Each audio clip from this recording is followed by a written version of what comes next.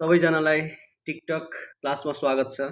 आज म यो क्वेसन लिएर आएको छु जुन मेट्रिक्सबाट रहेको छ। जुन क्वेसन के छ भने खरिदार 2073 सालमा सोधिएको क्वेसन बनिरहेको छ।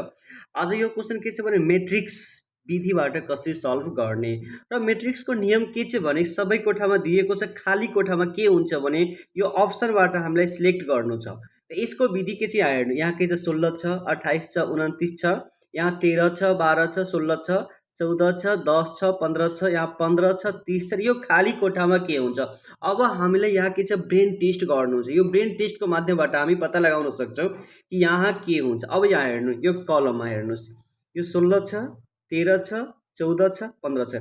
यसलाई हामी दुई तरिकाले बनाउन सक्छौँ। जस्तै यहाँ के छ भने 16 प्लस 13 कति हुन्छ, 6 3 9 2 29। यो दुईटा जोडेर 29 हुन्छ। यो 14 र 15 जोडेर के हुन्छ, 29 हुन्छ। भनेको यहाँ पनि 29, यहाँ पनि के छ 29। अब यहाँ हेर्नुहोस् 28 12 कति हुन्छ, 40 हुन्छ। यहाँ फेरि यो 10 र 30 के हुन्छ, 40 हुन्छ। अब यस्तै यहाँ पनि हामीले बनाउनु। जस्तै यहाँ के छ दुईटा जोडेर 29 आयो, फेरि यो दुईटा जोडेर 29 आयो।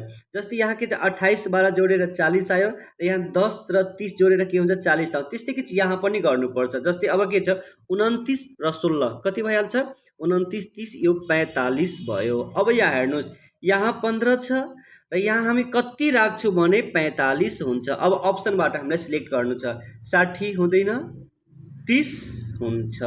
30 र 15 जोड्छु भने कति हुन्छ, 45 हुन्छ। अर्को यो पनि तरिका रहेको छ। यहाँ हेर्नुहोस् जस्तै यहाँ 16 13 29। ओके, अब 29बाट हामी 14 लाई घटाउँछौँ भने कति हुन्छ, 15 हुन्छ। यहाँ यो पनि हामी गर्न सक्छौँ। अर्को के छ 28 छ 12 छ, 40 भयो। 40बाट हामी 10 घटाउँछौँ भने कति हुन्छ, 30 भइहाल्छ। अब यहाँ हेर्नुहोस् 29 छ 16 छ कति हुन्छ, 45 हुन्छ। 45बाट हामी 15 घटाउँछौँ भने कति भइहाल्छ, 30 भइहाल्छ। यही रहेको छ म्याट्रिक्सको क्वेसन।